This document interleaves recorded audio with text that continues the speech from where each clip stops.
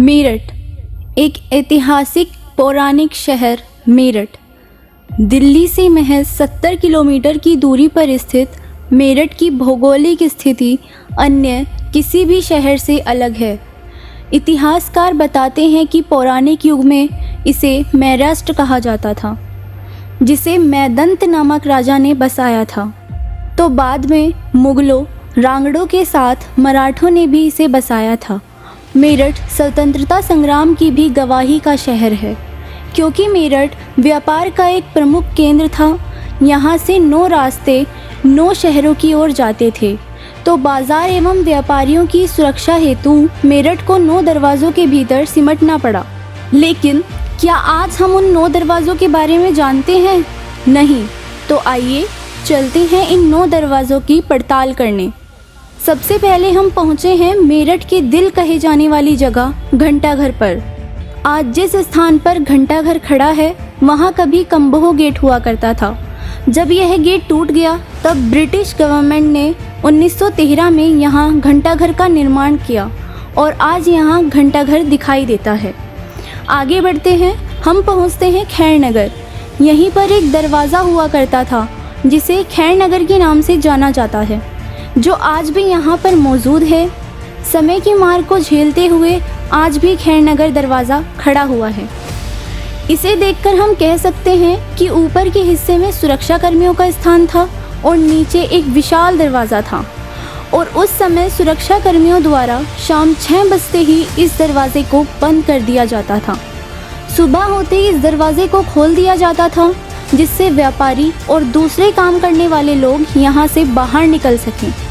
जब कभी यहाँ के लोगों को सूचना मिलती थी कि कोई आक्रमणकारी या लुटेरा इस ओर चला आ रहा है, तो मेरठ के सभी 9 दरवाजे बंद कर दिए जाते थे और मेरठ अपने प्रखोटे के भीतर सुरक्षित हो जाता था।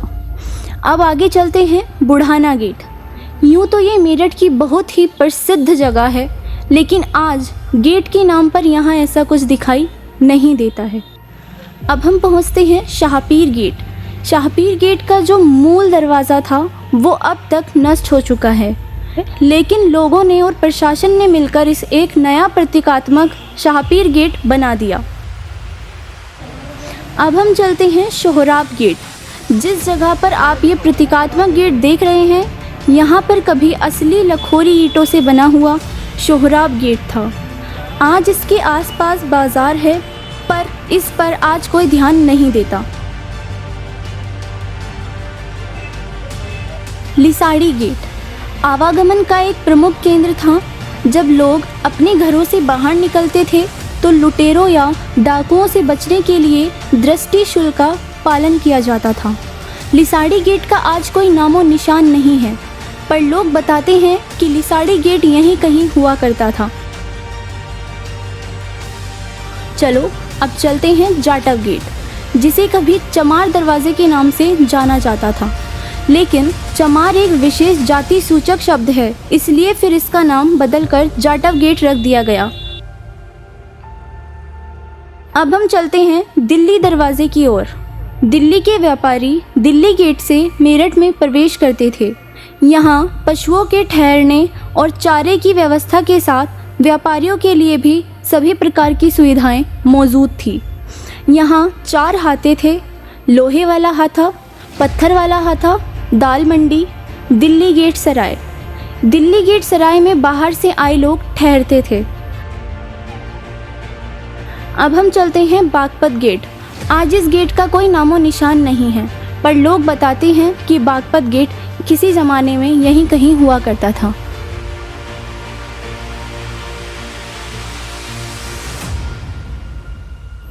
मेरठ में ऐसे कई राज दफन हैं जिन्हें अभी लोगों के सामने लाया जाना बाकी है।